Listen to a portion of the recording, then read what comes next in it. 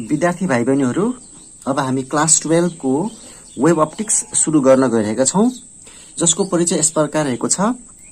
The branch of physics. यो के भन्दाखेरि वेब अप्टिक्स फिजिक्सको एउटा ब्रान्च हो। एन्ड यसमा हामी के पढ्छौं भन्दाखेरि production, emission, propagation of light. Similarly त्यसै गरी के पढ्छौं, फेनोमेनन अफ इन्टरफेरेन्स, त्यस्तै डिफ्र्याक्सन एन्ड पोलराइजेसन। र यसलाई हामी के पनि भन्छौं भन्दाखेरि फिजिकल अप्टिक्स भनेर पनि भन्छौं। र अब हामी डिस्कस गर्न गइरहेका छौं नेचर अफ लाइट। यो नेचर अफ लाइट के रहेछ भन्दाखेरि, listen, the basic principle for the study of nature of light was formulated in the 17th century। 17औं शताब्दीतिर हामी नेचर अफ लाइट को बारेमा फर्मुलेसन पाएका थियौं, जुन चाहिँ विभिन्न साइन्टिस्टहरु गरेका थिए। र नेचर अफ लाइटलाई डिस्क्राइब गर्नको लागि विभिन्न थ्योरीजहरु दिइएको थियो, जसमध्येमा सुरुमा रहेको छ Newton's corpuscular theory, Huygens wave theory, electromagnetic theory, quantum theory and dual nature. र सर्वप्रथम हामी न्यूटन्स कर्पस्कुलर थ्योरीको बारेमा डिस्कस गर्छौं है त। यहाँ के रहेको छ भन्दाखेरि, according to Newton's corpuscular theory के भन्न सक्छौं, first scientific attempt to explain the nature of light was Newton's corpuscular theory. Newton's corpuscular theory कस्तो थ्योरी हो भन्दाखेरि, यो सर्वप्रथम first theory to discuss the nature of light was Newton's corpuscular theory, र जुन चाहिँ नि 1678 मा फर्मुलेसन भएको थियो। र according to Newton's corpuscular theory we can write every light source emit tiny particles, र त्यो टाइनी पार्टिकल्सलाई हामी भन्छौं कर्पस्कल्स।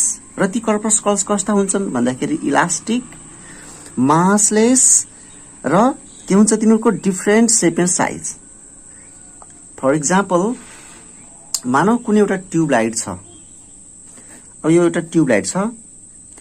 ट्युबलाइटलाई जब हामी स्विच अन गरिन्छ, यसले के दिन्छ, के इमिट गर्छ भन्दाखेरि लाइट इमिट गर्ने भयो। यसले लाइट इमिट गर्छ। र त्यो लाइट कस्तो शेपमा हुन्छ भन्दाखेरि लाइक दिस, कर्पस्कल। यसलाई हामी भन्छौं कर्पस्कल।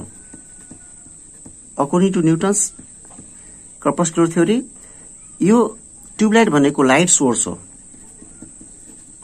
Light source. अब यो लाइट सोर्सले के इमिट गर्यो भन्दाखेरि कर्पस्कल्स इमिट गर्यो। र यो कर्पस्कल्सहरु कस्तो हुन्छ भन्दाखेरि इलास्टिक। यदि चाहिँ यो सोलिड भएको भए र यसमा केही मास भएको भए के हुन्थ्यो भन्दाखेरि, जब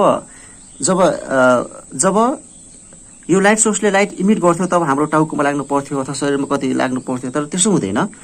जबकि यिनीहरु कस्तो हुन्छन् भन्दाखेरि इलास्टिक हुन्छ, मासलेस हुन्छ, जसको कारणले गर्दाखेरि जब यो हाम्रो बडीमा इन्सिडेन्ट हुन्छ, यसले के गर्छ भन्दाखेरि बाउन्स ब्याक, यो बल जस्तै बाउन्स गर्छ। अब त्यस्तै अर्को छ corpuscles travel in a straight line. यो कर्पस्कलहरु स्ट्रेट लाइनमा ट्राभल गर्छ विथ डिफरेन्ट स्पीड। र प्रत्येक कर्पस्कलको के हुन्छ तखेरि स्पीड फरक हुन्छ इन डिफरेन्ट मिडियम। फरक मिडियममा कर्पस्कलको चाहिँ स्पीड फरक हुने भयो। र according to Newton's corpuscles theory, न्यूटनले के भनेको थियो भन्दाखेरि speed of corpuscle is more in denser medium. Denser मिडियममा स्पीड बढी हुन्छ र रेयर मिडियममा कम हुन्छ भनेर उनले इमेजिन गरेका थिए। जस्तै वाटरमा कर्पस्कलको स्पीड बढी र हावामा कम हुन्छ भन्ने यिनले भनेका थिए। त्यस्तै अर्को पोस्टुलेट रहेको छ different colour of light have different shape. जस्तै हामी के पढेका छौं भन्दाखेरि डिस्पर्सन अफ लाइटमा V0 पढेका छौं हैन। यहाँ के थियो भन्दाखेरि violet, indigo, blue, green, yellow, orange, red. यो प्रत्येक चाहिँ नि प्रत्येक लाइटको चाहिँ नि कलर फरक हुन्छ। त्यस्तै different colour of light have different shape and size of corpuscles. जस्तै भोइलेटको चाहिँ नि कर्पस्कल अर्कै शेप हुने भयो, रेडको अर्कै शेप हुने भयो। मतलब प्रत्येक कलर अफ लाइटको corpuscle shape and size different हुने भयो। विद्यार्थी भाइ बहिनीहरु, Newton's corpuscular theory has given following theories. Number 1 मा छ rectilinear propagation of light, जसमा हामी के भन्छौं भन्दाखेरि प्रकाशको किरण always travel in a straight line, हैन? It cannot move in a zigzag path. Always it travels in a straight line भन्ने कुरा लोअर क्लासेसमा पढिसकेका छौं. त्यस्तै रिफ्लेक्सनलाई न्यूटनले कसरी एक्सप्लेनेसन गरे भन्दाखेरि suppose it is a medium, हैन? कुनै एउटा suppose it is an object. अब कुनै पनि अब्जेक्टमा जब लाइट इन्सिडेन्ट हुन्छ यसको मतलब कर्पस्कल्सहरु इन्सिडेन्ट हुन्छ र यी कर्पस्कल्सहरु कस्ता हुन्छन् भन्दाखेरि इलास्टिक हुन्छन्. So when this corpuscles are incident on the surface they will bounce back. तिनीहरु फर्केर फेरि त्यही मिडियममा जान्छन् र यसले के प्रुभ गर्छ भन्दाखेरि कर्पस्कल्स आर इलास्टिक इन नेचर. त्यसैगरी रिफ्लेक्सनलाई डिस्क्राइब गर्नको लागि न्यूटनले के एज्युम गरे भन्दाखेरि speed of corpuscles is different in the different medium, हैन? र हियर यु क्यान सी यो चाहिँ नि एयर मिडियम छ.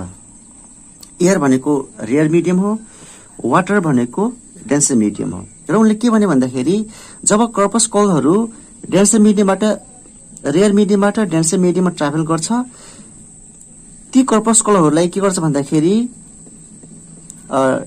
डेन्सर मिडियमका पार्टिकल्सहरु थुप्रै हुन्छन्, हैन? ती पार्टिकल्सहरुले कर्पस्कललाई अट्र्याक्ट गर्छ फ्रम ऑल डाइरेक्सन. मतलब कर्पस्कलहरु के भयो भन्दाखेरि प्रत्येक डाइरेक्सनमा अट्र्याक्टेड भए. Because of these particles, the corpuscle will be attracted in each direction, and because of this force of attraction, the corpuscle will get a resultant force. है, जसको कारणले गर्दाखेरि के हुन्छ भन्दाखेरि this light will be attracted or it will bend toward the normal. यहाँ हेर्न सक्छौ जस्तै अब यो छ, it is a plane that is separating two medium, that is air medium. यो air medium भयो, यो चाहिँ नि denser medium, that is water medium. जब प्रकाशको किरण ट्राभल गर्छ, कसरी ट्राभल गर्यो भन्दाखेरि कर्पस्कलहरु डेन्सर मिडियमबाट रेयर मिडियमबाट जब डेन्सर मिडियममा ट्राभल गर्छ, they are attracted by the के भन्दाखेरि particles of the denser medium, हैन? डेन्सर मिडियमका पार्टिकल्सहरुले के गर्छ भन्दाखेरि कर्पस्कललाई अट्र्याक्सन गर्छ. बिकज अफ दैट अट्र्याक्सन यो चाहिँ नि आफ्नो सीधा बाटोमा नगएर, यसको त खासमा इनिशियल बाटो त यस्तो हुनु पर्ने हो, तर it will bend toward the normal. It's because of force of attraction of the particles of the denser medium. Newton's corpuscular theory चाहिँ नि rectilinear propagation of light, reflection र रिफ्र्याक्सन को राम्रोसँग एक्सप्लेनेसन गर्यो, हैन? तर कुन कुराले यसले डिस्क्राइब गर्न सकेन भन्दाखेरि it could not explain interference of light, diffraction of light and polarisation of light. यी सब कुराहरु हामी अर्को क्लासमा पढ्ने छौं. र 17औं शताब्दीतिर चाहिँ नि न्यूटन्स कर्पस्कुलर थ्योरी लाई मान्छेहरुले एकदम ट्रू, इट इज सबैले राम्रोसँग एक्सेप्ट गरेकै थिए र साइन्टिस्टहरुले के मान्दथे भन्दाखेरि कर्पस्कुलर थ्योरी इज करेक्ट भनेर चाहिँ नि मान्दथे.